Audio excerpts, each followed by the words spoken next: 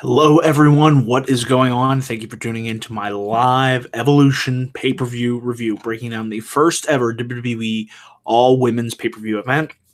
Of course, took place tonight from the Nassau Memorial Coliseum in Long Island, New York, and props to the Long Island crowd. I have to say they were a very energetic and enthusiastic crowd throughout this entire pay-per-view, and I have to give kudos to WWE and all the women that competed tonight.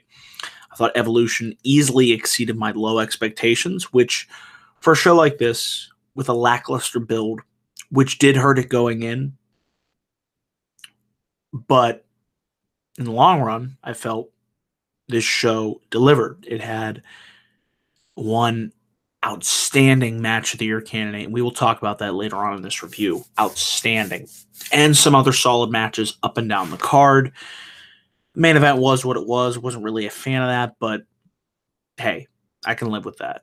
Like I said, the positives outweigh the what little negatives there were on this show, and I have to say this was one of the better WWE pay-per-view events throughout the entire year. And if you guys are tuning in live to watch, I want to say thank you all for tuning in. Be sure to participate in the live chat that will be open throughout this entire review as we go through this Evolution pay-per-view. So one of the first things I want to talk about before we get into the Evolution pay-per-view itself is the look and the feel of this show. I like the fact that we got a different stage setup.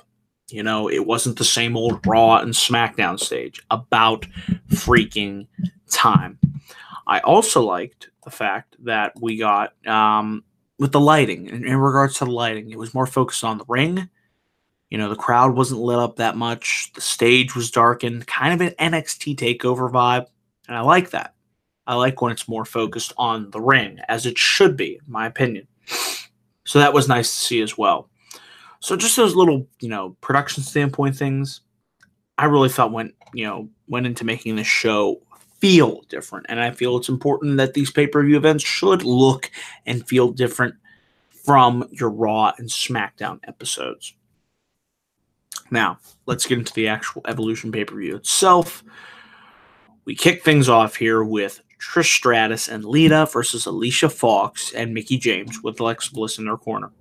I thought this was a perfect way to kick off the Evolution show. You get two big names out there like Trish Stratus and Lita, and Mickie James as well, getting in there and tearing it up. And I thought some of the best part of this tag team match was when Trish and Mickie were going at it. Because to me, I just had visions of WrestleMania 22 dancing in my head. I'm just like, man, these two still freaking go. And, I just thought this was, a solid opener. It served its purpose. Got the crowd really into it, like I said. And props to the crowd. They were into the show for the entire night. But there was one part of this match where it was just like, oh my God, I thought there was a botch, and there was a big botch. It was when Trish Stratus takes Mickie James out with multiple headlock takeovers. She hits a sit-out spine buster for a near fall, and then Trish hits Stratusfaction. Now, this is the botch. Alicia Fox is supposed to get in there and break up the count. She didn't get there in time. So the ref goes 1, 2. He hesitates, and it clearly should have been a 3 count.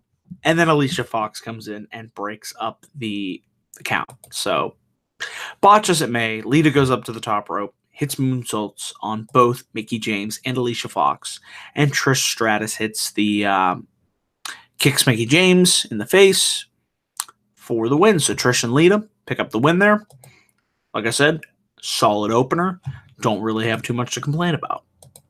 Let's talk about the Women's Battle Royale. The winner would get a title shot of their choosing. Now, going into this, I thought, oh, this is pretty lazy. This is just going to be, your standard typical battle royale. But I actually thought there's some really nice moments in this match. So start off, Billie Kay, Peyton Royce, they come down. They start, talking crap. And they're immediately thrown from the ring. Then we have the crop of the older women. And the new women face off against one another. So in this match, we had the likes of Tori Wilson. We had Kelly Kelly. We had Molly Holly, Alundra Blaze, Maria Kanellis, Michelle McCool, Ivory. So it was really nice seeing those names from the past. And, we had our eliminations in there. We had Nia Jax, Tamina, both teasing going after one another. We had a 10-woman suplex spot that left everyone out in the middle of the ring. Carmella does a break dance during the middle of the match. So that was kind of nice. That was a fun moment. And then towards the end of the match, it came down to Asuka, Tamina, Nia Jax, and Ember Moon. And it was great seeing Asuka and Ember Moon going at it against one another. I had, memories of their NXT feud, which was still really, really awesome. They had a great series of matches on this NXT TakeOver events. So it was great to just go back in time for a little bit. And to my surprise, Ember Moon eliminated Asuka. And to me, what I really liked about this Battle Royale was it helped put a nice spotlight on Ember Moon, who was able to make it to the final two. Tamina was eliminated by Ember Moon, sent her over the top rope after she hit her with the Eclipse. And it came down to Ember Moon, Nia Jax. I thought these two had a nice, back and forth series towards the end. Although Zelina Vega was also still in the match. She disappeared out of nowhere, a la Santino from the Royal Rumble 2011 when he appeared and we thought he was going to win and throw Alberto Del Rio over the top rope. It didn't happen here. But Jax press slams Zelina Vega out of the ring. We have Ember Moon who tries to clothesline Nia Jax, who ain't going over the top. Jax hits spine buster and throws Ember Moon over the top rope for the win. I like the fact that Ember Moon got a nice rub here. Certainly the best she has looked so far on the main roster to date. Hope this is a sign of things to come because Ember Moon is certainly talented. I just feel they haven't really done anything with her since calling her up after WrestleMania, and it kind of aggravates me. Well, if you're going to call her up and you don't have anything for her, why would you call her up? But be that as it may, despite Nia winning, I would have went with Ember, but, I guess we'll see Nia Jax versus Ronda Rousey again down the line. Mae Young Classic Finals, Toni Storm versus Io Shirai. Thought these two had a solid match here. I would have loved to have seen them get another 5 minutes because these two were just beating the hell out of each other. Whether it was Shirai hitting the 619 to Toni Storm. She hit a springboard onto a sunset flip. It was just, there was some really good, this was just really solid wrestling right here. Toni Storm hitting German suplex on the apron to Shirai. That looked really rough. And Shirai drop kicked Toni Storm off the top, and she hit the golden triangle moonsault onto Toni Storm. That was another nice spot there. And towards the end of the match, Shirai goes up top for the moonsault. Storm's able to get her knees up. Storm hits the Storm Zero for the second time in this match and wins the Mae Young Classic. I predicted Toni Storm would win. I didn't see them, having back-to-back Japanese wrestlers winning the Mae Young Classic. So last year was Kairi Sane, won the inaugural Mae Young Classic. This year, Toni Storm. So congrats to her. I thought that, her and everybody involved in the Mae Young Classic did an outstanding job. I love when WWE does these tournaments. They're easily some of the best stuff to watch on the network. So yeah, I thought this was a solid match here on Evolution. What was the weakest match on this show was the Riott Squad versus Sasha Banks, Bayley, and Natalya. Didn't really have too much interest in this match, I'll be honest. It was on. I just didn't care. We didn't really have a story going into it. It was just a match that was thrown together in order to get all 6 of these women on here. So that's kind of disappointing to see because I'm a huge fan of Sasha Banks and Bayley, and I like Ruby Riott. And it would have been nice to see them giving something more to work with rather than a match that we will easily, I can guarantee you, tomorrow night on Raw, we will see this match again. I can guarantee you it because that's how WWE operates.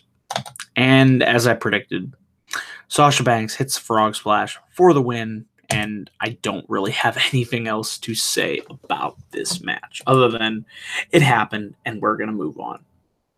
Now this match, the NXT Women's Championship, Kairi Sane versus Shayna Baszler. This was my second favorite match of the night. These two have excellent chemistry. I love the psychology of Shayna Baszler continuing to work over the arm of Kairi Sane and bend and twist it and just snap at it. And it was really sick. It was, vicious. This was some good stuff right here. And it just showed you the ruthless side of Shayna Baszler and how she will do whatever it takes to win the NXT Women's Championship. And, Kairi Sane, Shayna Baszler, just say it right here, they have excellent in-ring chemistry with one another, since their battle at NXT TakeOver Brooklyn. I love that match. I might have liked this match a little bit more.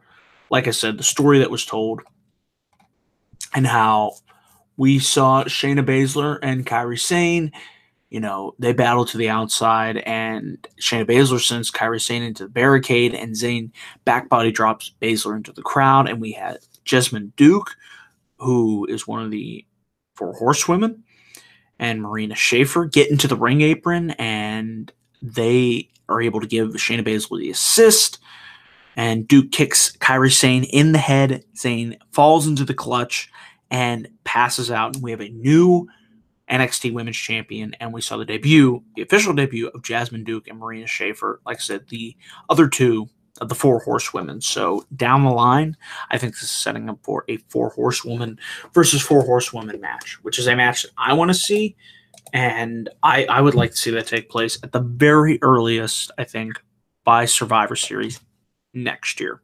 I was hoping this year, but seeing as how Baszler's still on NXT, Ronda's doing her thing on the main roster, and Jessamine Duke and Marina Shafir just debuted on NXT television. I think you give that a year and you build to that, and that could be something pretty special. But these 2, they certainly put on a clinic here. And if it wasn't for this next match, this probably would have been my match of the night. But you guys know what my match of the night was. This outstanding match of the year contender. It's a match of the year contender. It might be the best women's match of the year in WWE. This was awesome. And be sure to check out my live reactions to this match. Almost 30 minutes. Becky Lynch versus Charlotte Flair. Honestly, should have main evented. How can it not? These 2, they used tables, ladders, chairs, kendo sticks. There was moonsaults. There was, exploders onto ladders, and a figure 8 lock onto Becky Lynch. Her legs were tied up in the ladder. I mean, this match was pure freaking craziness. Becky dove onto Charlotte, who was laid out on the announcer's table, and freaking, hit a leg drop. Took out Charlotte. She took a bunch of chairs and tables that were, the announcers' chairs, piled them on top of Charlotte. Charlotte's still able to fight and fight. I mean, these 2 just beat the hell out of each other. This was everything that I wanted out of this last man standing match. And Dan Couponer, thank you for tuning in and watching live. I am doing great because this was a really, really good pay-per-view. Like I said, one of the better ones of the year, and I thought it delivered. But getting back to this match here. So Charlotte spears Becky. She sets up a table on the outside. She goes to grab and lay out Becky. But as she's doing that, Becky grabs Charlotte and power bombs her through the table. And Charlotte is unable to get to her feet by the count of 10. Therefore, Becky Lynch retains the SmackDown Women's Championship. This match was so freaking good. I can't wait to go back and watch it again. This is everything that I want to see in a match. We had a personal animosity for the championship on the line. You could feel this built-up rage and frustration. And this was one of the best women's matches I've seen on the main roster in a long, long time. So I'm just happy that these 2 went out there and they killed it. They really did. So kudos to Becky Lynch and Charlotte. And then we'll, real quickly here, talk about the Raw Women's Championship match between Ronda Rousey and Nikki Bella. Didn't really think too much of this. I mean, if you guys liked it, that's fine. That's great. I really couldn't get into the match. I mean, the story was what it was.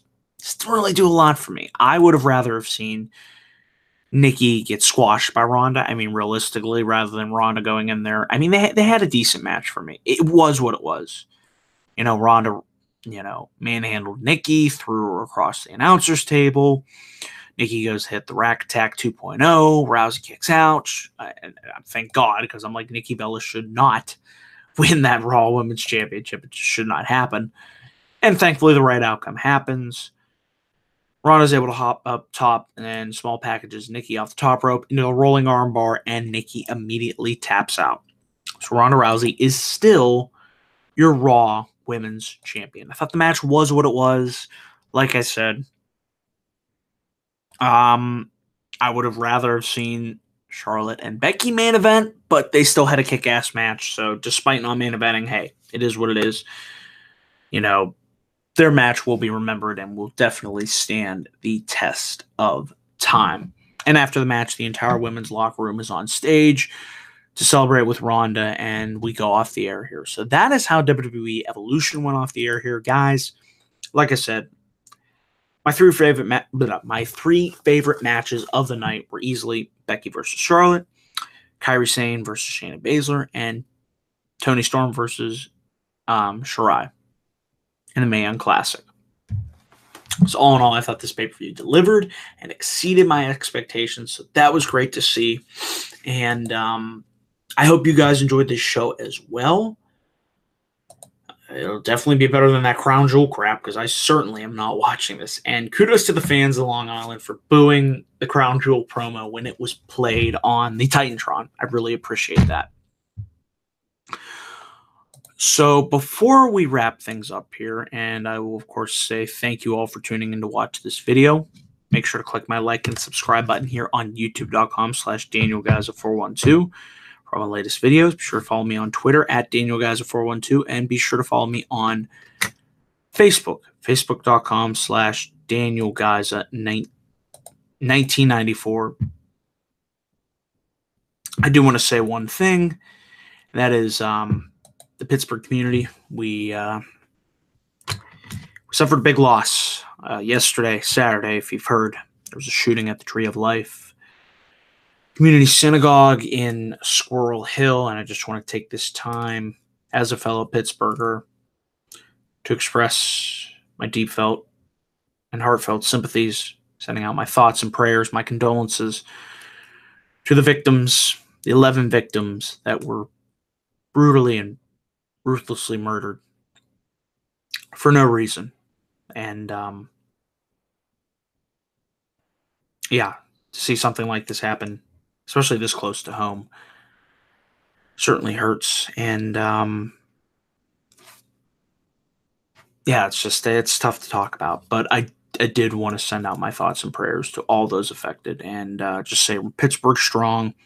You know, we will rise above this evil and this hatred in this world, and just remember to love one another. That it's really important at times like these to, you know, show kindness to one another, because love always conquers hate. So with that being said, guys, I just want to say thank you all for watching this video, and until then, take care, guys.